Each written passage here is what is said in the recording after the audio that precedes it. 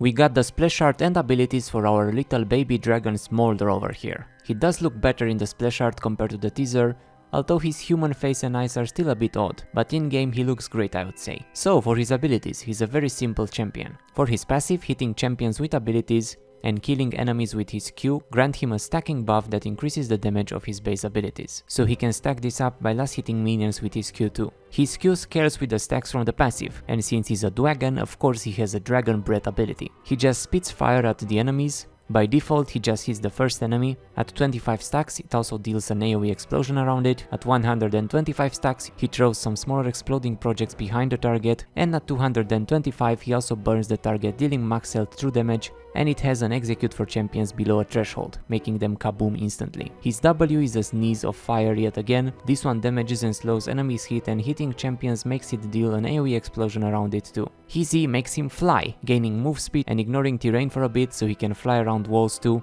and while flying he automatically attacks the lowest health enemy in his red circle range. And his ultimate calls for his mom. It's literally called Mom, and she comes and just like any good dragon, you guessed it, breathes fire from above. So there's 3 fire breathing abilities right there. And she deals bonus damage and slows enemies in the center of her fire, as you can see from the lines. Also she heals Smolder if she hits him with fire too. And that's about it for Smolder. Quite a simple champion, I would say. We were expecting more of a scaling mechanic based on the teasers. I was thinking he would grow over the match from this small guy to a full elder dragon, but guess not. But let me know what you think about him. Leave a like or I'll burn your cheese, and thanks for watching.